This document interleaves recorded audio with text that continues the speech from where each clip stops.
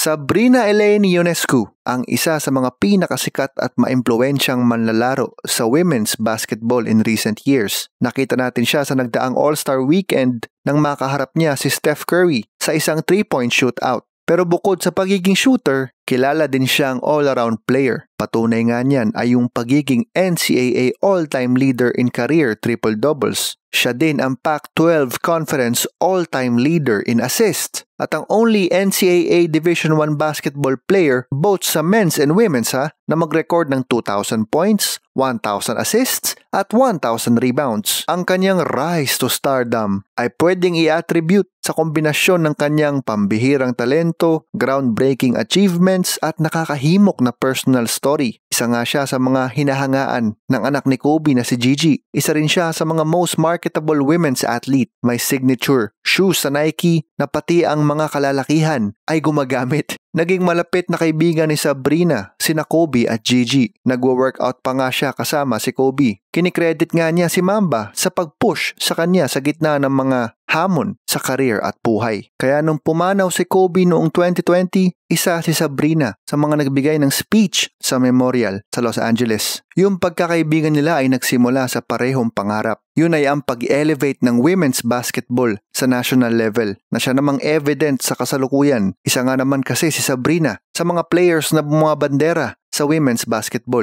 Nagmula siya sa Walnut Creek, California. Naging natural scorer siya mula sa kanyang murang edad dahil sa paglalaro ng basketball kalaban ng mga boys at older girls. Dahil nga mas malaki ang mga ito sa kanya at di pa nga daw siya pinapasahan. Kaya isa sa mga paraan niya para makakuha ng bola ay ang pag-rebound. Yung passing naman, dahil daw kasi mas maliit siya. Isa daw ito sa paraan niya para magbigay ng impact bukod sa shooting o scoring. Naging all-around player si Sabrina. Nung middle school nga niya ay walang girls team ang kanyang school. Sinabihan daw siya na, "My middle school said I should be playing with dolls." Seriously, word for word. Grabe naman. Kaya nag-recruit siya ng ilang girls para lang magkaroon ng koponan ang kanyang eskwelahan. Naging MVP ng 2016 McDonald's All-American Girls Game. Tinanghal din siyang USA Today Girls Basketball Player of the Year. At madami pang iba. Binura ko na dahil mahaba. Sinundan niya ng 4 na taon sa Oregon na kung saan ay naging isa siya sa household names ng NCAA Women's Basketball. Bilang junior, pinangunahan naman niya ang Ducks sa unang Final Four appearance nito sa 2019 NCAA Tournament. Bigo nga lang sila makausad nang tinalo sila ng eventual national champions na Baylor sa semis. Gayunpaman, nakuha niya pa rin ang award para sa Best Women's College Basketball Player in NCAA Division I. Eligible na siya sa 2019 WNBA Draft pero pinili niya magstay sa college. Yun nga lang, yung senior year niya ay naputol ng pandemya. Bigo maging national champion sa Oregon. Sakto din na during this time, doon pumanaw si Kobe at Gigi. Mga malungkot na parte ng kwento. Pagdating ng 2020 WNBA Draft, napili siya ng New York Liberty bilang first overall pick. Maaga nga lang naputol ang kanyang rookie season dahil sa ankle injury. Pagbalik niya sa kanyang second season, agad niyang na-record ang kanyang first professional triple-double. Siya ang youngest player in WNBA history to record a triple-double. Sa 3